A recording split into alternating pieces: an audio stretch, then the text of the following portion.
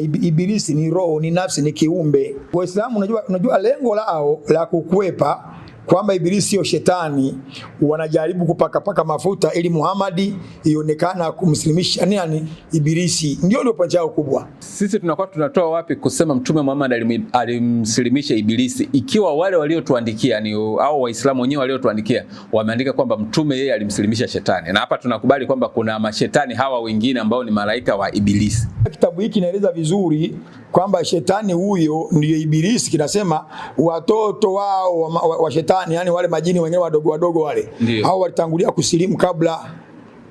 Okay. Walitangulia kusilimu kabla. Mtazamaji wa channel yetu, tunakaa hapa na Mwalimu Medad Kiabashasha kwa ajili ya kufanya mada nyingine tena. Mada yetu kuu leo ni kwamba je, Yesu Kristo alimsilimisha shetani, alimbatiza shetani au alimhubiria shetani? Hii mada inatokana na zile mada ambazo zimepita nyuma ambazo tulianza kwamba Mtume Muhammad yeye alimsilimisha shetani.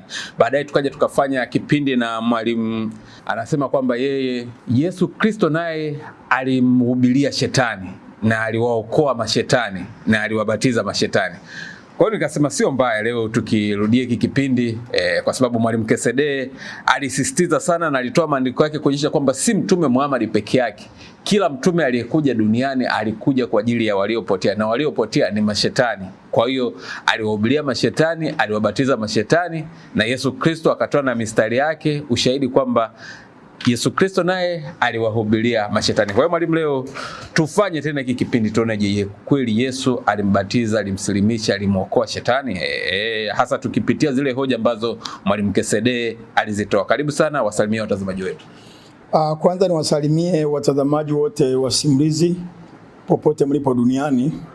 Hii ni sauti ya Pastor Medad Kiabashasha. Na nikushukuru Bwana Simulizi kwa kuja leo kwa ajili ya kurudia kipindi hiki, kwa sababu tulikifanya kipindi hiki kwa namna fulani, lakini kaonekana tena yule Ustadh Kesedee na Ustadh Shafii ni kama nakuja kujaribu kupindua ukweli na kudanganya tena. Kwa hivyo kipindi hiki cha kuangalia kwamba je, Yesu ni kweli shetani alimsilimisha ni mada nzuri, na niliwasikiliza wakati wanapeleka ile mada. Nilimsikiliza Ustadh Shafii, nikamsikiliza Ustadh Kesedee. Mimi wakati nawasikiliza nilikuwa nacheka sana. Kwa sababu nikaona wanajaribu kupindisha mambo ambayo hayawezi kupindika. Na nikaona kilichowauma ni baada ya mimi kutoa ushahidi kwamba